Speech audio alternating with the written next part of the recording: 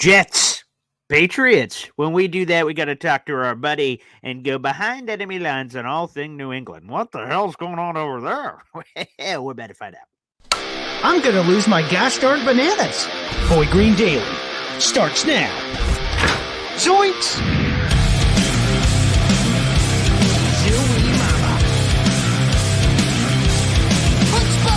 I made it clear that my intention was to play, and my intention was to play for the New York Jets. You're fucking depressing.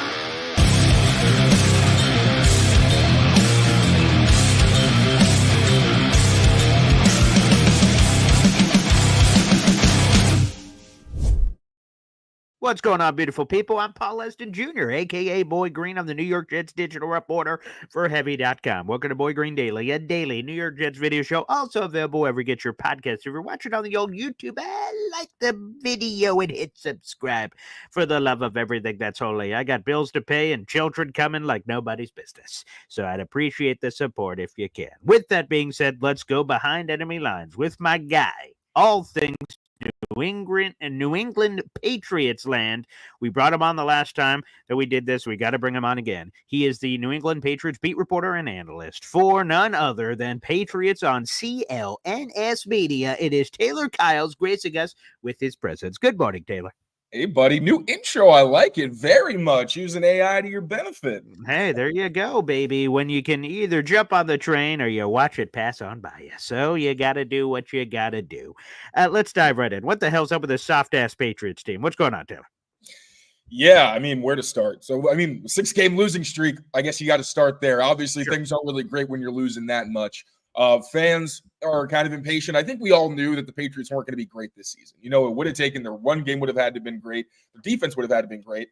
Honestly, I thought those things could potentially happen. But the big thing is they've had so many injuries. They've lost multiple captains, most due to injuries, some off-field stuff. Jacoby Brissett was benched for Drake May a couple of weeks ago. So the leadership among the players has really been lacking in a season where Gerard Mayo said when he came in as the head coach that he really wanted the players to be the ones who kind of ran the team. Now, I know it looks really bad on the outside, and honestly, it's been kind of tough even on the inside because you got like the wide receiver room. Every single player has had some complaint about their role, not getting the ball enough, XYZ. Meanwhile, there's not really anybody in the room who deserves to be demanding targets because none of them have really established themselves in the NFL. And then the soft comments from Gerard Mayo. Honestly, when I heard it, knowing Gerard Mayo, like the guy played linebacker, he was the de facto co-defensive coordinator where he was leading meetings.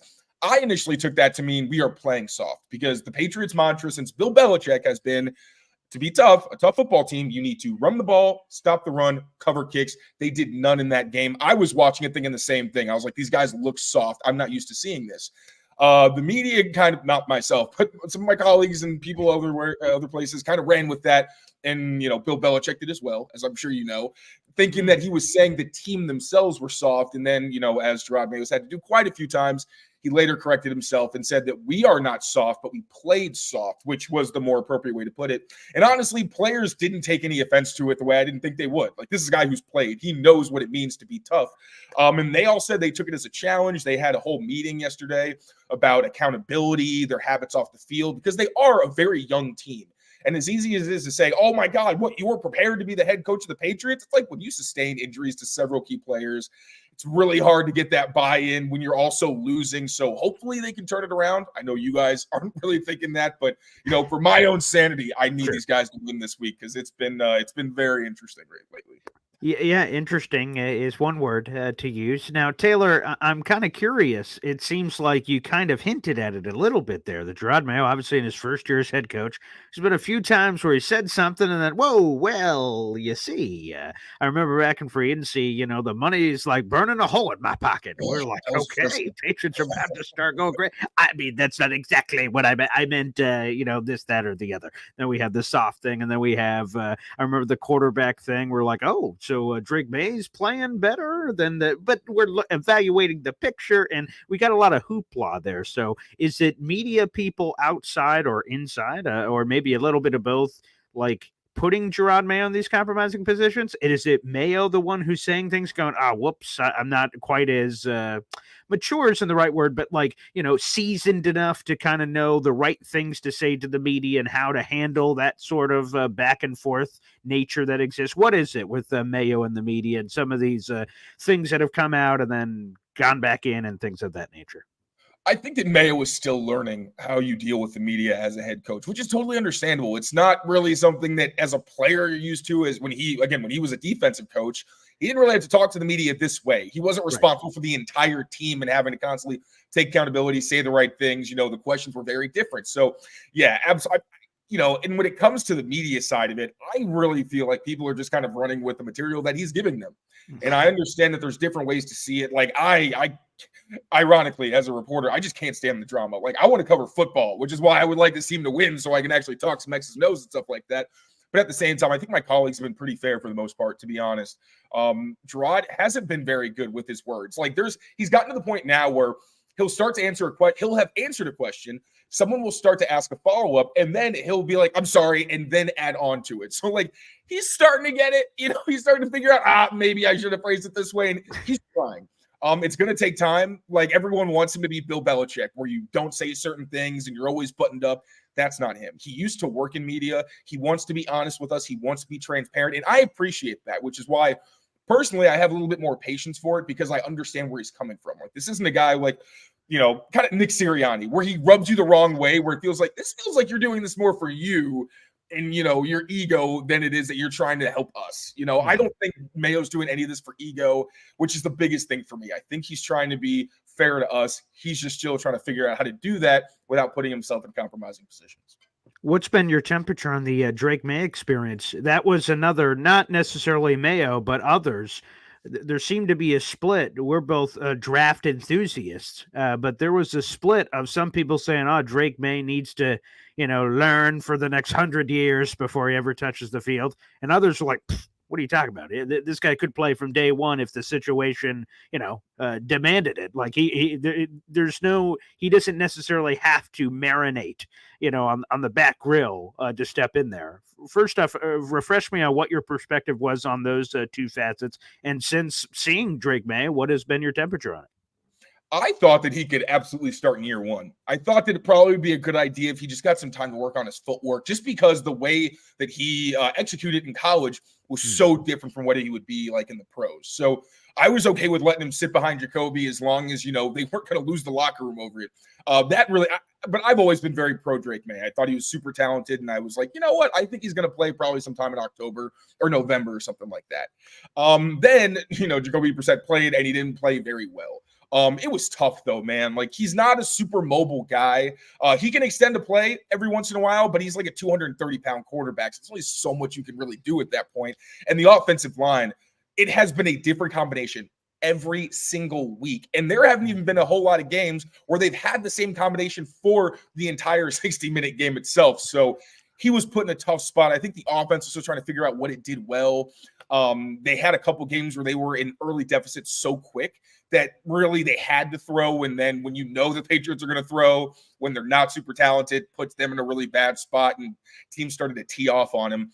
But Drake May has been very, very impressive the past 2 weeks. Now, the inaccuracy is really the big thing for me. And we knew that in college where, JT O'Sullivan, I know, has really hammered this home where he's a talented kid. And like 2 or 3 times, like at least once a half, you're going to see something crazy from him where he makes an insane throw down the field. And he's been one of the best deep passes in the NFL for the past 2 weeks. So that's translated. But it's really more like, if it's an in-breaker, you want to throw to the upfield shoulder to give your receiver an opportunity to get yards after the catch.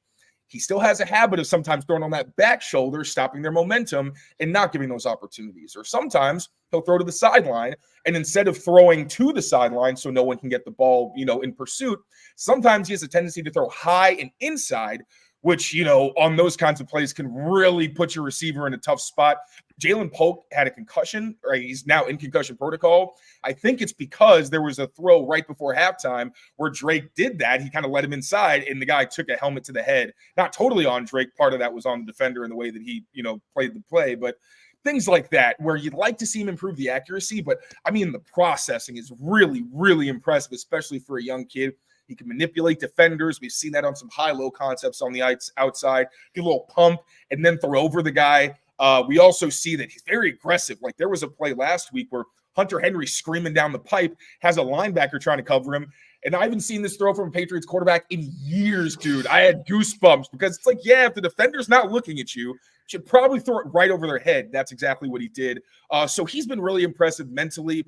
You see the deep ball accuracy. You see the athleticism, the mobility, the ability to extend plays. You just like to see that accuracy be better because right now he is leaving meat on the bone, but it's much better, and he's making the offensive line look better as well. And you know, when you go back to college, there was some Drake May, how do we say this politically correct? WTF throws. Like, whoa, what in God's green earth did he see there? Like they're just kind of sprinkled in. It's not like consistent. It's not like Drake May was just terrible, but like, yeah, exactly. It was a little, a little bit of that action happening on the, seasoning of some of the meats. And, I'm curious in the Drake May action so far, have there been those? Have those happened in their turnovers? Have they nearly happened and then they're dropped and no one really talks about them because they don't appear on any of those, kind of basic surface level box scores? What's happening there on the Drake May experience? Because I remember that back in the college days. That's a great question. Really, all of his turnover-worthy plays have been inaccuracy. There was one last week that I thought was just one of those WTF throws, but then when I looked at it again, I think it was more he was trying to hit a receiver back shoulder and they didn't adjust the right way. But yeah, I think it was like in his last season, there were like 5 of those, right? It's not enough that you're saying, I'm worried this is going to be a problem throughout his career. Like he's not Josh Allen, where every game it almost feels like early on he's going to just do something where you're like, why? It hasn't been that. There were a couple moments in the preseason, like I remember against the Commanders, there was a play where I think he kind of panicked because of pressure and threw to Jalen Polk and he got smashed. I haven't seen those plays since. He's done a much, much better job avoiding those types of decisions. And he really doesn't look super panicky. And when he does look panicky, it usually leads to sacks. That's really been the other area outside of the inaccuracy where it's like a couple times in the past 2 games, he's taken sacks where he probably could have vacated the pocket, maybe could have hit somebody. But again, they're really few and far between where I'm not worried. Like what I've seen from him right now is, like if you're talking about this guy 3 years down the road, the way you should evaluate players coming into the league, gives you a lot of excitement. And you're thinking, these are a lot of things that are fixable. So yeah, none of those real like, oh my God, I think his brain turned off for a second. Now he's done a good job avoiding those. Well, that's good. Well, of course, any help, any help for a young quarterback is complementary football and being able to run the ball. I'm curious. I see some of the numbers here. They don't look too bad for like Ramondre Stevenson, who got a nice bag this offseason, 4.5 yards a clip. Antonio Gibson, 4.5 yards a clip. You love to see that. That's great. Has it been consistent for the New England Patriots? And if so, is it those 2 guys? Is Ramondre being more so the 1A to the 1B? Is there some salt and pepper, some yin-yang, mac and cheese action happening here in the backfield? It's really been Ramondre's show when he's out there. Now, he did have a fumbling problem early on in the year. He fumbled 4 games in a row. First 2 games, he got away with it. Then he lost the ball 2 games in a row. Was briefly benched in a game, but that really didn't hold. And I know people were mad because Bill used to bench guys for fumbling. It's also like right now, Ramondre is your best player. It's not even close. So, as much as you want to be the tough guy and you want to, all that, it's also like, yeah, players are going to get pissed if you bench a really talented player like that. And Ramondre really has been good for the most part. Now, he did suffer a foot injury in a game. I know he missed 1 game because of it. But really the bigger issue has been the blocking in the past 2 games. They were able to run well early in the season. Then, like I mentioned, there were a couple games where they were just facing such big deficits early on. They pretty much had to abandon the run game. Then there was a game where I thought they could have run it more, like against the Dolphins. I think they had almost 200 rushing yards, and they didn't run it very often. But then the past 2 weeks, again, really the offensive line, because there's so many new combinations, that area has suffered where sometimes if teams blitz, like the Jets, an aggressive team that's going to fire downhill with Quincy Williams and those guys, it's tough because they have to get off their blocks and sometimes the double teams aren't as effective. Last week, backside pursuit was a really big issue. But again, I'm hoping they turn this around. I feel like they all understand that they need to be able to do things like this. Again, be a tough football team. So again, Ramondre is the bell cow for the most part. Antonio Gibson's been solid. He's been really good after contact. But also, there have been some times where, like, there's wide open lanes. It's only been a couple times, but, like, a wide open lane that he doesn't hit. And you're kind of scratching your head like, I don't know why you did that, but okay. And he's not the same as Ramondre. Like, he's more of an up right kind of runner. So some guys are going to slide off him, but also he can't break tackles quite the way that Ramondre does. And then we saw some JaMycal Hasty. He's had some opportunities to get in there more as a third down back. Had a touchdown last week on a really impressive play where Drake May beat a blitz, threw them to the flat, the 3rd and 10. He scored from like 15 yards out in the red zone. So really, again, the Ramondre show. Antonio Gibson has kind of been more of the change of pace guy, third down guy. JaMycal Hasty's kind of just been that little dash of salt and pepper in the backfield. But really, the offensive line just needs to be significantly better. We're speaking with Taylor Gashdarn Kyles, baby. He's the Patriots beat reporter and analyst for all things New England Patriots. That is Patriots on CLNS Media. And with that being said, Hassan Reddick is set to make his debut for the New York Jets this week against the New England Patriots. Will McDonald, second in the league in sacks. He's been doing a wonderful job on his own from an individual perspective. How equipped are the New England Patriots for protecting the franchise, a.k.a. Drake May, or D-Roque Maye, as they say on the Rich Eisen show? What's the protection level there? I missed the D-Roque Maye. That's kind of funny.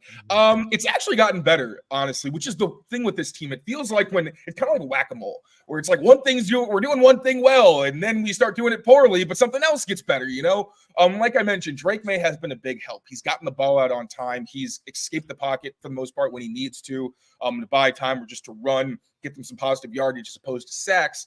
But again, I think we don't even know for sure who's going to be out there. I think at left tackle, Vidarian Lowe did return to practice. Now, I know you hear Vidarian Lowe and you're either saying, who the hell is that? Or, oh, the guy that we took to town in the last game last year? Awesome. But really, he's been much better this season. Scott Peters, it's been a mixed bag, and things haven't been easy necessarily, but he has done a really good job with Vidarian. One big issue he had last year was he would throw two hands all the time. And in the NFL, you can't do that, because pass rushers are going to know it's coming. They're going to wait to see you fire those hands, and they're just going to double swipe you, and then the play's pretty much over. Done a much better job shooting with one hand and keeping the other one to recover. So if he plays, I think they should be in solid shape. Over at right tackle, it's been different combinations, but I think it's going to be Mike Nwenu. He's been pretty solid. He hasn't allowed a sack this season at right tackle, which is really impressive. Pressure has been there, because he is a natural right guard. So there are times where you're literally going to see him sprint out into space just to shove a guy and buy some time. But at the end of the day, if you're not getting your quarterback hit, that's kind of the name of the game. Pressures are what they are. Quarterback's got to deal with that. But he's been pretty solid. So on the edges, I think they should be in pretty decent shape. The interior's a little shakier. Now, Michael Jordan, another guy who's really exceeded expectation and become a solid starter for him.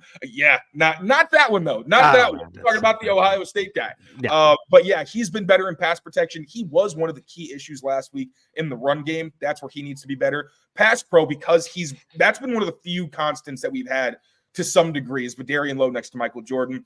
They developed some solid chemistry. And then at center, Ben Brown, a guy that they signed midway through the week a couple years ago, he actually came in at center and played pretty well for them. He's not a super athletic guy, but he is very physical. He's wide. He's smart when it comes to picking up line games, which were killing the Patriots early on. I'm sure you remember. He's been solid. And then right guard, I think this week, Leighton Robinson, the rookie, got hurt last week, ankle injury. I think it's going to be Sidy Sow. That scares me, because I really like Sidy, but he hasn't played very well this year after being solid as a rookie. I think that's the one glaring hole on the offensive line right now. But I mean, that's also kind of a low bar, because as much as I like the rest of the guys, it's not a great offensive line. But again, they're doing a much better job with Drake May in there and with some level of continuity, at certain spots. Well, every time we get a super chat here on the show, we hear from my beautiful daughter, Zariah Luna here. Wow. Which is adorable. Which I appreciate. Yes, she is absolutely beautiful. She turns 3 here in a couple of months, and my son is set to be born here in a couple of weeks. So it's all on top of us here. But we had a super chat from J-Boy, a member for a month. Appreciate that. He says the winner of this one comes down to the O-lines. Do you agree or disagree, Taylor Kyles? Hey, that's the NFL. J-Boy, ball nowhere, test passed. Absolutely, it's going to come down to the offensive lines. If the Patriots can get after Aaron Rodgers, I'm hoping we see a lot of Keon White on the inside. Don't let him out of the pocket this time, for the love of God. That was really what killed them the last time these teams met.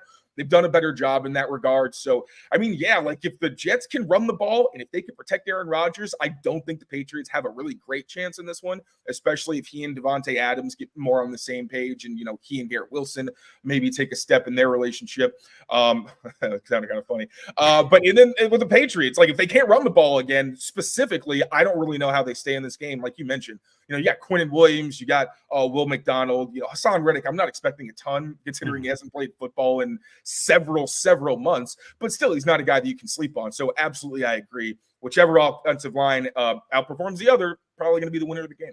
And with that being said, from a pass rushing perspective here, I had to scroll a little bit to find New England. If I got the binoculars out, what's that? 14 sacks on the season. That is near the bottom of the league, unfortunately, in that respective category. Is it lack of guys? Is it lack of situation? The Jets had a lot of this last year that even with their numbers, which ended up being pretty good, I think they were top 7 in the league in sacks, but they didn't have a lot of leads or in situations where a team just ran the ball down their throat. I believe the Jets last year were the 3rd most run-on team in the league, and that's because Zach Wilson was on the other side and all the other factoids that factored in there. Has that been a little game script? Is that more so the reason to speak to some of the lower sack numbers, or is it just not having the right ingredients in the kitchen? Yeah, I mean, they haven't really had a whole lot of leads, and if they've had them, they haven't had them for very long. So on third downs, honestly, I think they've been fine. Like you're seeing that when they have Keon White and Joshua Uche on the field and Dietrich Wise in those pass rushing roles, they are able to apply pressure. The issue is early downs because you got your run stoppers on the field. So like usually on early downs, Keon White, who's more his real like superpower is being an interior rusher. Like it's like if you put a bat in a cage and just shook it up, it's just like he's flying out there crazy. He's been good in that role, but on early downs, he's more of an outside linebacker because he can't hold up on the inside. He's not as talented as an edge rusher as he is on the inside. So that kind of takes away some of your juice. Then you got guys like Devon Godshaw and Daniel Equale on the inside, and they've had to stop the run more. So last week, a lot of the time, instead of having like a Keon or a Dietrich Wise inside to give you some of that juice, they've had to use another defensive tackle. So you're not really getting any real pass rush from those guys. And Anthony Jennings is a phenomenal run defender, but also doesn't give you much as a pass rusher. So that's been the big issue is that when you have these running situations where you don't know what's going to happen, you have to respect the threat of the run and you take your pass rushers out of their real strengths. And that's really been the key issue for these guys. And I think if you look at third downs, like they are decent by most league metrics, but yeah, it's really just been that they haven't had any leads and it's been tough for them to put those guys in spots where they can get after the passer efficiently. So who are the straws that stir the drink at wide receiver? If there is a straw to be stirred, or it's a drink that's left unstirred, perhaps. I'm unaware of that. But what's going on there at the Patriots pass catcher? So Hunter Henry's been super reliable for Drake, man. We kind of expected that, but also he hasn't had a quarterback who's been as aggressive and been able to extend plays like Drake May. It's kind of unlocked a different element of this game where you see, Hunter Henry, you don't think of him as very explosive, but he catches everything, and he's a decent athlete, even at his age and after some of the injuries he's had. So like I mentioned last week on the downfield throw, like he catches it through a defender's head. 2 weeks in a row, we've seen Drake May and Hunter Henry connect on scramble. So that's been really solid. Demario Douglas can't cover the guy in a phone booth. Like we've seen it week in and week out. Had food poisoning in London, so he didn't really play last week. But Drake May clearly sees him as his like Josh Downs type. And then Kayshon Boutte hasn't gotten the ball a ton, but back-to-back weeks he's had a deep catch from Drake May. Coaches and players have really given him a lot of love for a completely different level of work ethic and commitment this year. So he's been much, much better. He's getting open more consistently. Those are really the guys you're going to want to look out for. Now, I understand they're probably not going to, scare anybody necessarily, but we're talking about a lot of guys who are chain movers and who can make big plays with a guy like Drake who wants to throw the ball downfield. So those are the names to look out for. Again, we got 600 people in the room. Make sure you guys like the video, hit subscribe. Now, you're a Patriots guy. I'm a Jets guy, but sometimes people beyond those two fields tune into the show. We have Danny in real life, Buffalo Bills fan. Here's Danny. My favorite episode, watching the basement dwellers discuss the basement, especially after the preseason prediction from both of y'all pick the Bills to finish second or third in the division. What is your take on the Buffalo Bills, Taylor Kyles, from what you've seen from Buffalo this year? Honestly, I haven't gotten to watch a ton of any other team other than the Patriots. I'm trying to figure out what the hell is going wrong for New England. But fair enough. I'm impressed by the Bills still. The only reason I thought that they weren't going to finish first was because I thought the Jets were going to capitalize on all the additions that they had this season and all the veteran talent. Obviously, it hasn't quite come to fruition, at least not yet. But I mean, yeah, I think the Bills are going to finish first. Josh Allen, for the most part, has been great. That defense, you can never count them out. I keep hearing, people kind of poo-poo Sean McDermott, and I know, he's on the hot seat because he can't beat the Chiefs in the playoffs. What a shame, what a crappy coach or whatever. But, he always gets that defense to play the way they need to for the most part, even with injuries and all that. So, yeah, I mean, Bills still kings of the mountain. And, I don't think they're getting knocked off this season. Okay, so just to confirm, make sure. I mean, you said it pretty bluntly there, but if you were to get a mulligan on the AFC's predictions, you would pick the Buffalo Bills to win the division. Is that correct? I would. Okay. Well, Danny, if I had a mulligan, I would absolutely change nothing with my prediction. The Jets are absolutely going to win. They're just a late bloomer, baby. And you know what? They're making it a little more interesting at 2-5. Get some fans into it. You know what I mean? And then boom, turn it on. Aaron Rodgers, relax. These winning streaks that just happen in seasons. Come on, man. Look at the talent on this team. For the love of everything that's holy. I mean, come on, man. So, Danny, the Buffalo Bills are going to get the business, buddy boy. So make sure you get ready. So trying to come in here and dance all over our house. Did take your shoes off at the front door. How disrespectful. Absolutely disgusting from that perspective. Taylor Kyles, what is your Jets-Patriots prediction? What are you prognosticating? Because last time out, the Jets were able to flex their muscles in 24-3. They haven't beaten the Patriots twice in the same season since the turn of the friggin' century, for God's sakes, in the year 2000. What's happening this time around? Go 24-17. Honestly, I hope I reverse jinx myself. I'm gonna go Jets.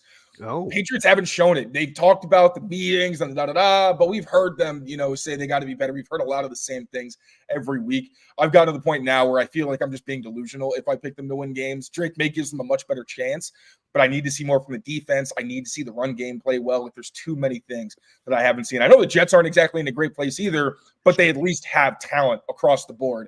So yeah, I think it's going to be a closer game, but I do think the Patriots are going to unfortunately take another L on this one. Let me ask you this. This might be ridiculous, but hey, you're a better source or person than anybody to ask you about this.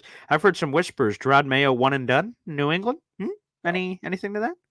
No. Like simply no. Unless things would have to get like very, very bad. Like I'm talking, he would have to lose the locker room. And I don't think that's going to happen in 1 year where everyone knew things were going to be tough. Again, you lose Christian Barmore, trade Matthew Judon, Jabril Peppers has an off-field incident. Jawan Bentley's out for the year. David Andrews is out for the year. Like, if you had told me that all of those were going to happen before the midway point in the season, I'd be like, yeah, I do not think they're going to be very good. I don't. Like, that's just that's a lot for a rookie coach to overcome with a young roster and a pretty green coaching staff. So yeah, no, he's not getting fired after 1 year, but that's just going to put even more pressure on him in year 2, where it's going to have to be, all right, you got the money. You've seen Drake May, if he looks good and maybe free agents actually want to come here, you're going to probably have some pretty good draft capital. We got 2 third-round picks, might have early picks in each round anyway. So, he's really going to have to turn it around next season. But, yeah, I would be stunned if he's not back in 2025. Follow up, we started the conversation with this, but I just want to go back to it for a second because of the soft stuff. A lot of people have gone kind of crazy over it. You said from your understanding that the players really haven't taken it that sort of way. Isn't that what the players would say though? Because like if they were taking it a different way, they'd be like, "Oh man, what a jerk!" Like saying that publicly doesn't sound like that might ring home, but it might be a mental thing of like, "Oh, this guy thinks we're soft," and all of a sudden it could potentially be, a ruckus happening inside there. Is there anything to that, or would you double down on that? I mean, Mayo has been very clear that he doesn't mind players talking. Now, whether you agree with it or disagree with it is, person to person. That's a preference thing. Okay. But I think if people didn't like it, they would have said something. We've heard plenty of players talking. Like I said, the entire wide receiver room cannot seem to keep things in-house or just, stomach some of their, transgressions. So I think if people really didn't like it, at least one person would have whispered like, yeah, like F that guy. But really, I do sincerely think, and especially because Gerard Mayo was trying to foster relationships. That's been a big thing for him. And I think he's honest with that. So it's one thing if, Bill Belichick, a guy who doesn't really always treat his players the best way, comes out and says something like that. Then it's like, wait, what? Like, I know you got rings, but you're going to watch how you talk to me, dude. Versus Gerard Mayo, where it's like this guy played middle linebacker on, a perennial very good defense. He knows what he's talking about. So, yeah, I think if anybody wasn't happy with it, we would have heard something by now. You brought up Belichick. What is your perspective on Belichick hanging over? Because he's in the media for like 3,000 different places. So every time Mayo makes a mistake or says something or the Patriots lose, we're like, Belichick thoughts? And he gives his thoughts, and those often go viral over that.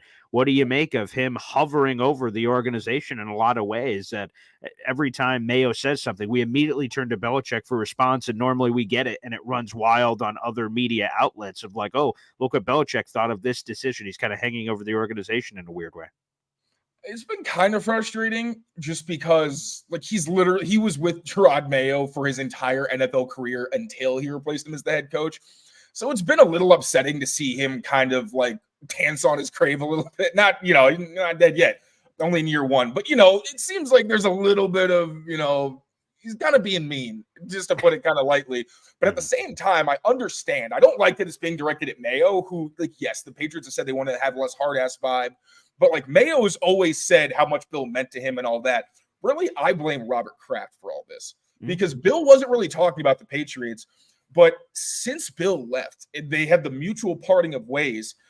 I know Kraft is trying to get in the Hall of Fame and all this, but he's just been tearing Bill down to bring himself up. And it's been ugly. You had the Dynasty series, right? Where he basically makes it look like, Bill was this evil guy behind the scenes where he was just trying to keep the organization together. And it's like, dude, I understand you own the team, and I'm not acting like you didn't have any role in this, but no one thinks of you when they think of two people from the Patriots. It's Bill and it's Tom. Very few people are putting you in that equation for all you did.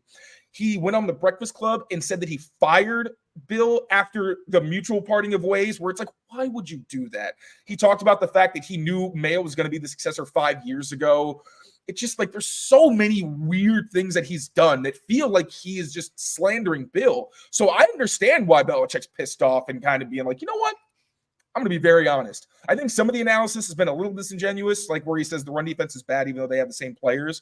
Half of their run stop leaders last year aren't playing right now, either like for whatever reason. They're either not on the team or are out indefinitely. So it's like, that's not, very sincere analysis. But at the same time, I understand why he's frustrated and being very blunt about the team, because Robert Kraft has handled this whole post-Belichick era very, very poorly. So is Mayo just the divorced kid and he's getting caught in the crossfire here between, two former lover parents? Is that what's happening here? I mean, at the end of the day, man, if Mayo wins, no one can say anything. That's really the crux of all of this. No one cares what people are saying in the locker room. No one cares that Mayo is tripping over his words in press conferences if they're winning games. Then Bill can't say anything. If they're winning games, he's got to sit there and be like, hey, he's doing well, So, yeah, it does kind of feel like he's caught in the crossfire. But at the end of the day, dude, you are the head coach. I know things aren't easy, but unless you turn the ship around, you're going to have to deal with this for the next couple months. And final one here on old Belichick. Everyone says with all this media stuff he's doing, it's obviously just a temporary ruse to jump back into the head coaching pool and next offseason. And again, I just referenced Rich Eisen because I just see him a lot. He believes that there is going to be teams lining up for Bill Belichick this upcoming year to be of hiring cycle that obviously were not this past year. Do you agree or disagree with that? Is Bill Belichick ever going to head coach another team again in the history of history? If there's one thing we know about Bill Belichick, and I mean this respectfully, the guy's got an ego. Not a lot of people can get to the heights that he's gotten to without an ego. Like, I'm not even saying it is a bad thing. Sure. And Bill, one of the reasons that he wasn't supposed to get fired this season, it was supposed to happen after 2 more seasons. But then, obviously, because of how poorly they played over his last 2 years in New England, I think the plan got accelerated. But I know he wants to get that record. He wants to be the winningest NFL head coach of all time. That's only going to come if you go and coach a good team. And there's plenty of teams with a lot of talent that don't have very good coaching. So I absolutely think he's going to get back into coaching, even though he's got like 1 million jobs in media right now. He knows he has something to fall back on, but, coaching's in his blood. I think he's going to want to get back into it. Fair enough. Taylor, it's all every time I see the Jets Patriots on the schedule, I'll be honest, the first thing I think of is I hate the Patriots. But then the second thing I think of is, Taylor Kyles. All right. So it's that process each time. It's discussed and, like kind of that one meme of a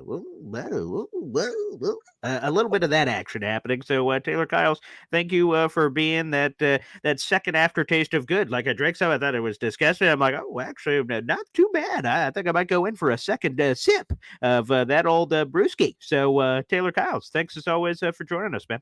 Goes both ways, brother. Always a pleasure.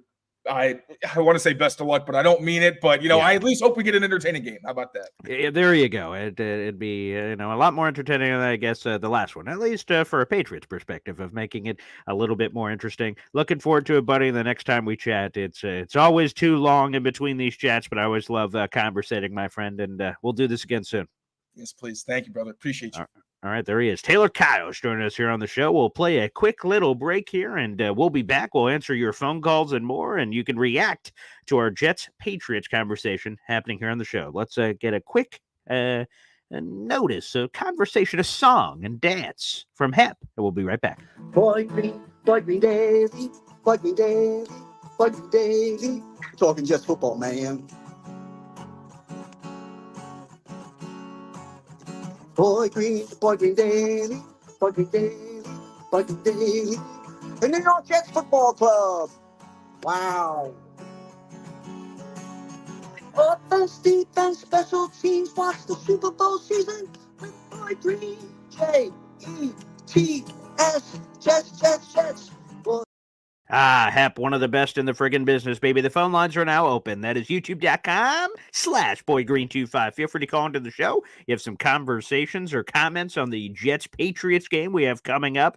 And over the weekend, of course, we'll have some Hop on Pop. Today's a Friday, so we'll have Hop on Pop tomorrow. And then Woody will join us for a game day edition coming up on Sunday, which I'm very much looking forward to. In an absolutely no other way to put it, a do-or-die game in the AFC East, where if the Jets are serious about playoffs and winning and all this other jazz, it's non-negotiable. You have to beat the New England Patriots. This is a team that, if the season ended today, would have the number 1 overall pick of the 2025 NFL draft. That's just a fancy way of saying they suck. And you must flex your muscles and beat this team. Again, absolutely non-negotiable. The Jets are on a 4-game losing streak of their own. The Patriots are on a 6-game losing streak, the longest losing streak they've had since the year I was born in 1993. Let's go back to the phone lines, baby. We got EZ joining us here on the show. What's up, EZ? Hey, good morning, Paulie. How are you? Yeah, doing well. Thanks for calling in. Yep, you're welcome. So I was just thinking something. Do you ever make like wagers with these guys that you talk to with the other teams? I should. I only do it every once in a while. There has to be like, Taylor I've never met in person, but we've done a lot of shows together. Like he's someone I would do something with, but no, not normally, but I have done it in the past. Well, knowing your history of hot liquid food, that's a good point. Yeah, I would have made a wager that if the Jets lose, you have to eat a whole bowl of New England clam chowder. Oh, God. Oh, boy. Well, that would be... I just think that would be funny. It's actually very delicious, so you would probably enjoy it. Okay, well, I will make sure I'll make sure I put that in the notes for the future. That'd be a great additional thing we can cover and put on here on the show. So yes, I will start to try to incorporate that moving forward. Some sort of extra juice between me and whoever the hell I bring on the show. That'd be great. It could finally introduce you to the world of hot beverages. Yeah, hey, that could be. It could be a gateway drug to everything else. That could be something. I like your thinking. Mean, who knows? I mean, you could be, snorting whiskey and drinking cocaine by the end of this. It could be. With the way this season's going, we may need some. Oh man. Anyway, what I wanted to talk to is about the defense. Mm-hmm. Reddick's probably going to play 3rd and long. Yeah, that's what it feels like situationally. Yeah, obvious. I mean, because you don't have to train someone to go sick 'em, boy. Just go get him. I don't think so. Yeah, right. Yeah, I don't think you need to know the intricacies and the origin story of the defensive scheme and the branches of the coaching tree. No, I don't think that's necessary. I think it's 3rd and 18. Hey, Hassan, go get that quarterback. Yeah. It's 3rd and 12. Go get that quarterback. Yeah. The other thing is our midline stud. What's his name again? Quinnen's in there. I'm talking about the guy who's supposed to be our run stuffer next to him. The guy, is he hurt again? Yeah, I heard Lakey was hurt again. Yes, he is. Yeah, he was on the injury report. Let me give the latest on the injury report. It was a very lengthy injury report. We'll get another update today from Ulbrich. Let's see. Here's the Thursday. This is a long Yeah. injury report. There was some good news and some bad news. Okay, here we'll start with the bad news. Tony Adams did not I think practice. He has the DJ's hamstring. back, isn't he? DJ's going He to be is. playing, Yeah, I that's think. the good Yeah. news. Is yes, DJ Yeah. Reed was a full participant with the groin. Kenny Aboa full participant. Chaz Surratt full participant. Quincy Williams full participant. Will McDonald full participant. Tyler Conklin full participant. Michael Carter II full participant. That's great news. He looks like he's going to be back. Aaron Rodgers was limited again. I don't think that's a red flag. Who is the other one? I think Yeboah coming did not back. practice. Yeah, I think so too. Yeah. And we could use him for run blocking. Yeboah coming. Yeah. Yeboah coming back is going to help the run game For sure. a lot. Oh, He's probably our best run blocking tight end. Yeah, I think you're right. So he'll be good. It looks like Ashton and Tony Adams could both be out. So we might have like Green Goblin back there and God knows what. I don't know who else we're going to have starting I got to be honest with you. I've never, ever really been impressed with Ashton Davis. Sure. Situationally, he's great. Like if you come in when you put that extra safety in, he can play center field pretty well. Sure. He has a little bit of a nose for the ball. Yeah. But I mean, as a full star, as a number one, he just has never elevated himself to that position. But he's a decent backup. But that's all he is, unfortunately. But that's good to have a little bit of depth. Yeah. Sure. But getting featured in full-time roles which is what he had to do last week, and now he's not practicing, so it doesn't look like he's going to play against the Patriots. Yeah, not great. Not great. I think one of the press conferences, Ulbrich said that Will McDonald has put on weight. I think he said he was up to about 245. Yeah, 245, 240, which is good. I mean, that's more weight. So another 5 pounds, another 5 to 10 pounds. He's gonna, get him at least at linebacker weight. 250. Sure. I think that would be perfect for him. Yeah, because he's spectacular this year. Yeah. Because I remember, was it the last game? This one guy just kind of enjoyed manhandling him a little bit on the run plays. And it's not his fault. I mean, he's got that bend, man. He really, I mean, he can almost get like completely 90 degrees to the ground when he's rushing the edge. He's really good. He's got a great bend. He's still a pup. I mean, he's got a great future. Yeah, let me see. He's a kid. Yeah. Will McDonald, 25. Excuse me. He's a little older. I was about to say he was in college for a while, so I might have misjudged the age. So yeah, he's 25. He turns 26 next summer. So, but still a lot of upside. All right, now one question I want to ask, because a lot of times when guys get hurt, we kind of ignore their existence. Sure. But how is Jermaine Johnson doing? Did he get the surgery yet? And did he use Aaron Rodgers' surgeon and all that stuff? Yeah, a lot of great questions there. So yes, Jermaine had the surgery like a month ago. So he had the surgery almost immediately. Neil Elatrosh. It looks like he did use the same Achilles doctor, which is Neil Elatrosh. He went out to LA, so it looks like it was the same guy from that perspective. And also, this is going to sound like a shameless plug. I get no additional commission or royalties for this, but Jermaine Johnson and his fitness girlfriend, they have like a YouTube channel that's kind of documenting his journey, and every like couple days they post like a 10 or 15-minute video behind the scenes stuff of him working out and doing all this stuff, and he looks really good. I gotta say, JJ's one of my favorite players. Yeah, I think he's got that right mental attitude. I think if he was still on the field, we wouldn't be in the position we're in right now. He's one of those guys that's self-motivated. He doesn't need to be pushed. He is the push. I mean, he came from junior college and the whole thing. Right. He can. I mean, if you come from junior college and make it to a number one pick and be as good as he's been, I mean, we miss him dearly on the field. He's a dog. We miss him off the field, I think. Yeah. I can't say how much I think this team misses having him on the field. I think it's affected Quinnen Williams too. Yeah. I think a lot of guys are just Jermaine, Hassan, and Quinnen, and Will McDonald, and all these guys. And unfortunately, because of all these extracurricular circumstances, we haven't, which is a damn shame. And Lakey, maybe that's why when he came in for those for that one game, he wasn't doing good. He's probably still hurt when he was playing that game. Yeah. He got extra time, so it'd be surprising if he still hurt from the same thing. But I guess anything can happen. You never know with injuries. Yeah. Anyway, I don't want to be on too long. You got to get BMAC and all these other guys in there, and That's right. and say hi to your dad for me, Will do. and I'll talk to you tomorrow.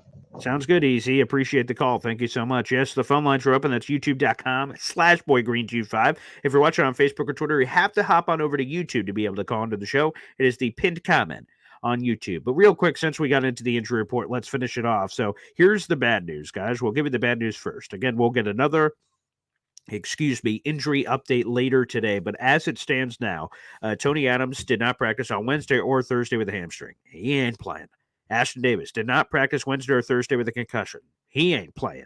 Likey Fotu with the knee did not practice Wednesday or Thursday. He doesn't look like he's going to play. We'll see on Alan Lazard. That one's been a bit bizarre. He has a chest injury, did not practice either day. That one's a little concerning. AVT did not practice either Wednesday or Thursday with the ankle. All of those guys look very, very questionable or not good. Let's just put it that way. Let's go with the limited participants. We have a bunch of guys in that category. Morgan Moses, limited with a knee. Aaron Rodgers, knee, hamstring, and also not even listed here, but ankle was also limited on both days. Tyron Smith, limited for both, but that's a part of his vet rest day plan. Those guys were all limited as well. And then here are all the full participants that we have coming in here. Again, Michael Carter II, he was in elevation. Wednesday was limited. Thursday, full participant. That's incredibly great news from that perspective. Absolutely. Let's go. Tyler Conklin, full both days with the hip. Will McDonald was limited, now full participant on Thursday with the shoulder. He looks good. Quincy Williams limited to full. He looks good with the neck. DJ Reed full on both days. He looks like he's coming back with a groin. Great news. Heel with Chaz Surratt, full participant both days, and then Kenny Yeboah, full participant both days. It looks like he'll be activated off of IR.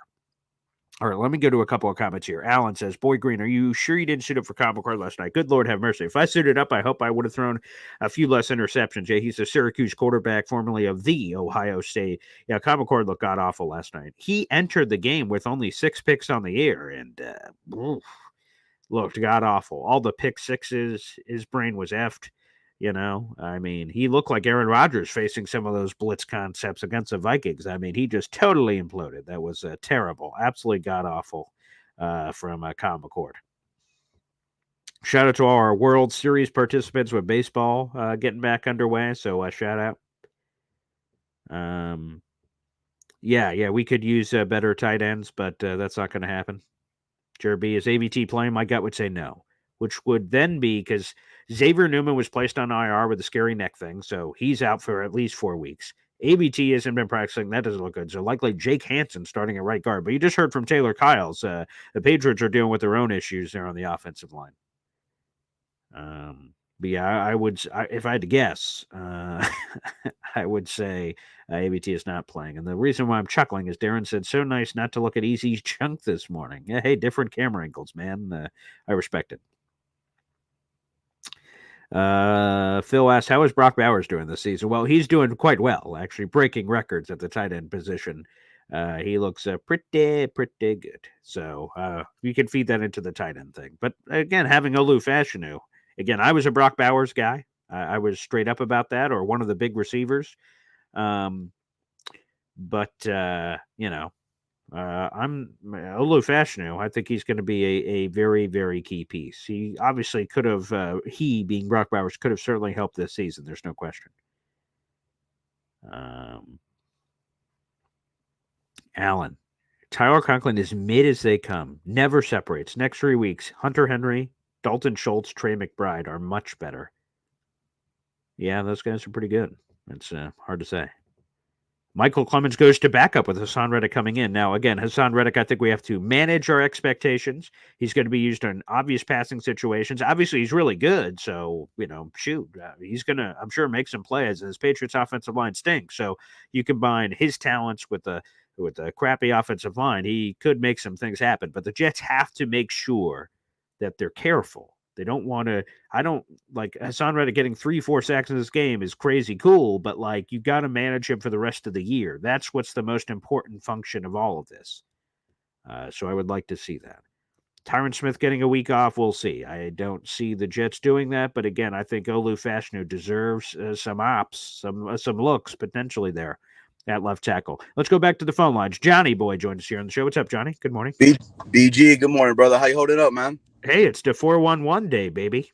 Oh, you know it, man. Hey, awesome interview with dude, man. And look, I got some people and all that are Pats fans and whatnot, and they're pissed about the whole situation with Belichick and everything because the relationship between Mayo and Belichick, right? It was like a father-son It seemed like it. type of relationship and whatnot, and him to come out, and I think he's just salty that he's not the coach anymore over there. Yeah.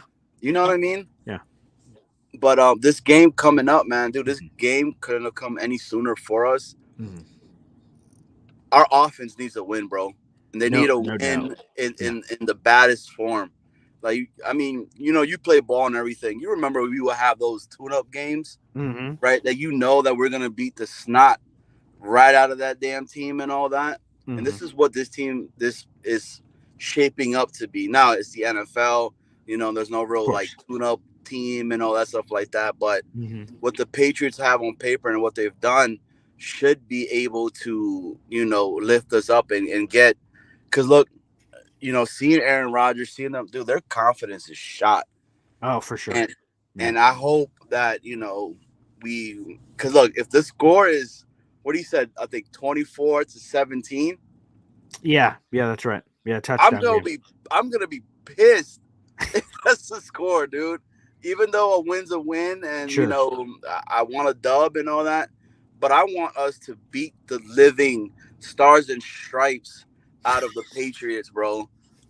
As do I. I hate the Patriots. Yeah. Yeah, dude. Like, it's time. Since 2000, right? We have never swept the Patriots since 2000. That's a long time. Yeah. 24 years. Yeah. Let it be known. You got your guy in Devontae that's looks like some leadership that of a dude that's only been there 5-10 minutes, right? Is already saying like, well, we already know what's going on. The culture here needs to change. We need to do it. Aaron Rodgers is like, he's like, man, I've been with this dude forever. I've never heard him talk to him. It would have been intriguing to see what the actual speech was to be there and all that. Right. Yeah. Right. It would have been interesting for sure. Yeah. And yeah, I mean, who are the real weapons that the Patriots have? The blueprint is easy there for us. The only concern is the injuries for us, man. But the Green Goblin Mills, he showed that he could play.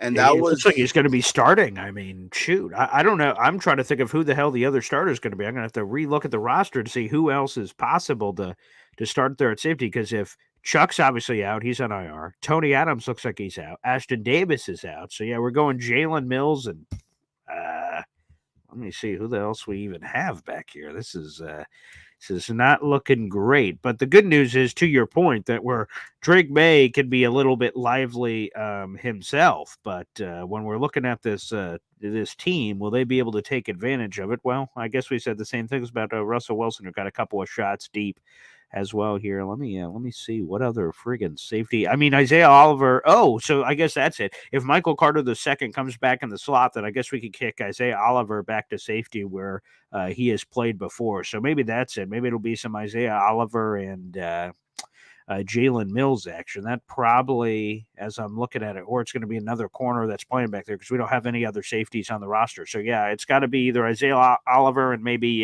Jalen Mills. Yeah, I mean, does the Stiggers get the nod? Ooh, that'd be nice. Yeah, let's get him some ops for sure. Like, this is the game that essentially I feel like, well, it's a must win. No doubt. Again, all over again, a must win, right? A must win for us. But this feels like for real must win because, like, if they lose this and they drop to 2-6, it feels like it's over. And I'm as optimistic as they come. Like, if you can't beat the Patriots, then who can you beat? Quite frankly, 100%. I did have one last thing for you. Sure, in the regards of Hassan Reddick. Right now, I'm one of the few that's like, I don't want Hassan Reddick playing against the Patriots. Right? I'd rather have Hassan Reddick just get more of the reps, more of the stuff, right, with practice and whatnot, and have him ready for the Texans. which at Texans he would be utilized a lot more. Of course, yeah. In my opinion, yeah. right? Because I feel like if Hassan Reddick plays against the Patriots, he's not going to be a guy that's in there very long time. He's not going to be, we know that he's going to be there to rush the passer, third down and whatever it is. And if I'm the Patriots, I'm putting in Hunter Henry to go ahead, or, I don't know what's Antonio Gibson, the running back over there, to chip the actual dude itself off the line and all that. Hit him directly in the ribs, right? To see, okay, bro, I know you haven't been playing right now, right? So I'm gonna chip you and I'm gonna hit you in there, and you're gonna have a long day.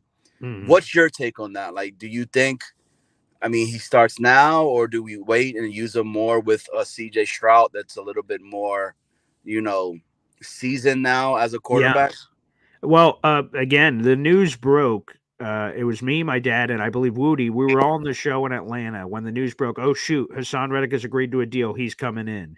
And my initial take, when we kind of went around the room, and that was rapid reaction, I said, shoot, I would not play him against the Patriots. I said, I would maybe not even play him against the Texans. And then you just have all because he wasn't playing against Pittsburgh because that game was that night. So I'm pretty sure that broke the morning of that game. So he wasn't obviously playing against Pittsburgh.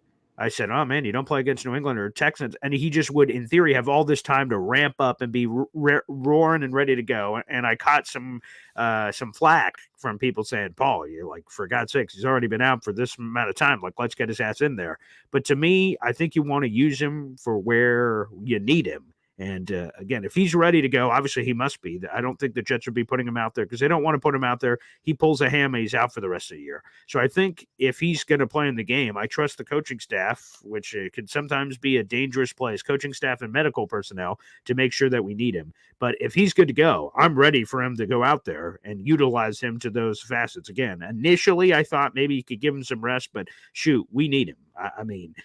And I'm trying not to overlook the Patriots, to your point. Like, people have said, we should just beat this team. Well, like, Hassan Reddick increases your chances of beating this team. So, like, let's get him in the game and let's see. Again, I think it'll only be a handful of reps. Again, some obvious passing situations, but I'd love to see him there against New England. It sounds like we will. Awesome. BG, bro, always a pleasure, dog, man. I appreciate you. Look forward to having your pops on again and seeing how he's going to destroy the Jets. In regards of all the crap that's going on with our team, man. But yeah, man, hey, still JETS. We got to believe. Yes. The 10-0 streak starts this weekend. Let's go, baby. Damn straight. Appreciate you, Johnny boy. Okay, from 1 to 411 to another to 411. Let's get that from Uncle Tio here on the show. Tio, before we get to whatever you called in for, give us the 411 on who the hell you're having on the show tonight and some shameless promotion, for God's sakes. Well, unfortunately, the 411 is taking a break this week. The previous partner that you had on before me, the Johnny boy, has his son is having a birthday and is priorities. What the hell? Come on, he's got a birthday every year, for God's sakes. What are we talking about here? Jesus. Yeah, what's different this time? Yeah, so we're celebrating that as a family. Congratulations to Gio. Happy birthday to him. And that's right. That's why we are not having a show this week, but we will be having a show next week, Friday at 6 p.m.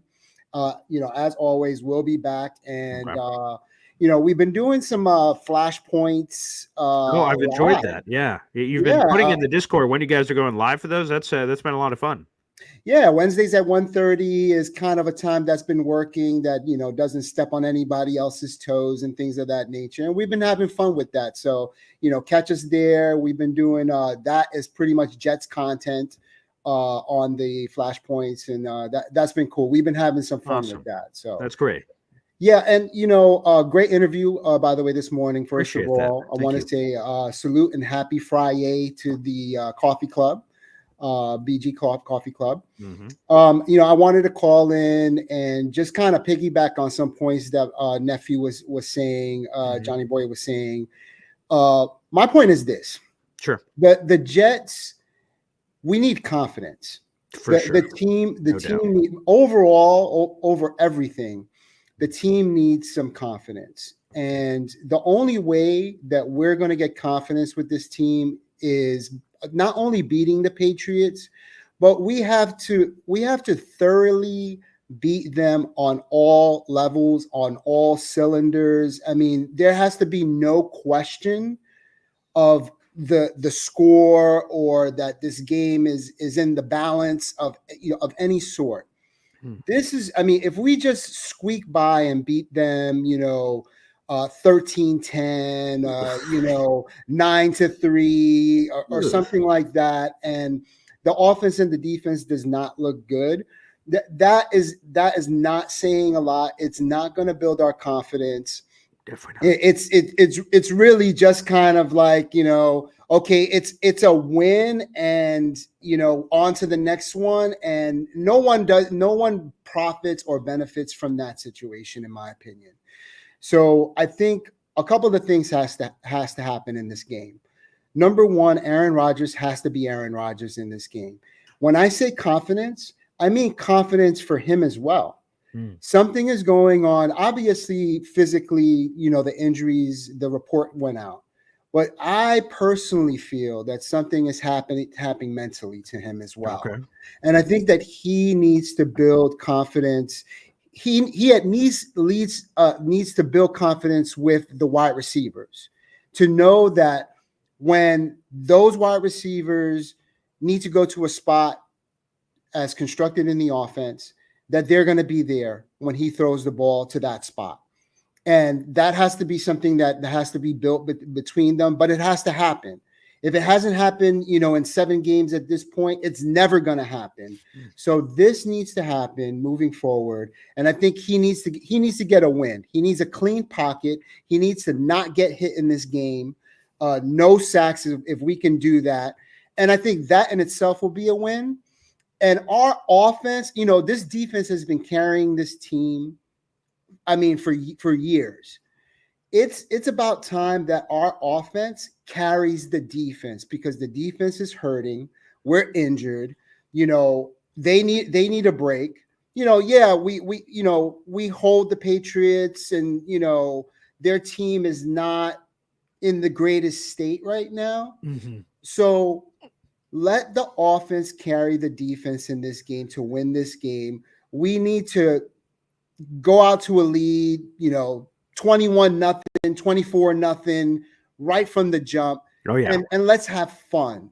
And with that, we will build confidence going on to the next one with the Houston Texans. On a short week. Yeah. Short week and everything. But when you go in, the food tastes better. The air that you breathe is just, it feels good. The sun is shining on your face.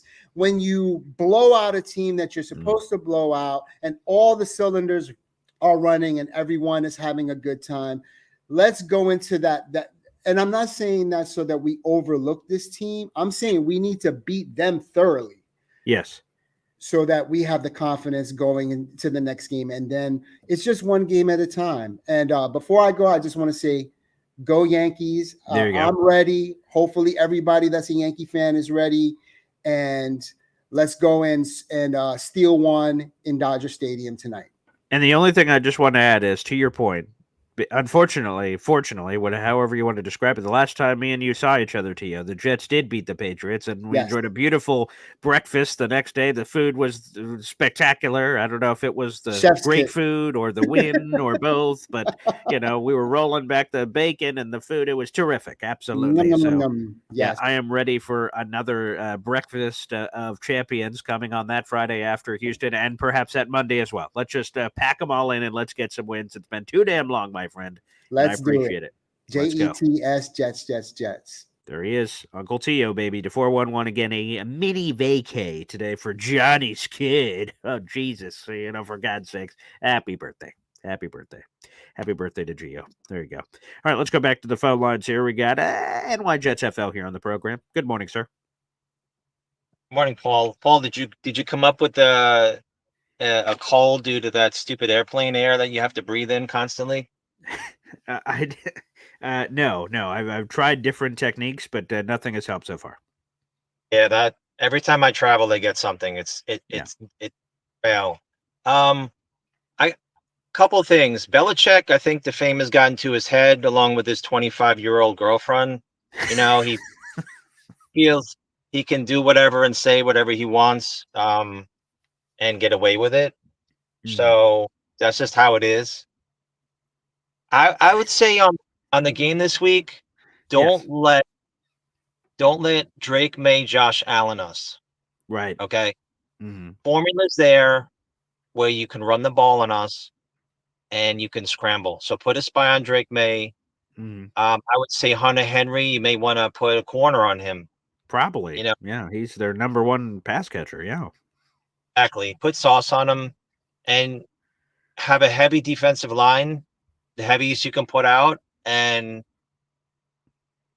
I would tell Sauce Gardner, dude, you're gonna have to do some dirty work this week, making some tackles, because he's been a little spotty in that category. Yeah. Yeah. Another thing too is everyone's saying we're supposed to blow the Patriots out.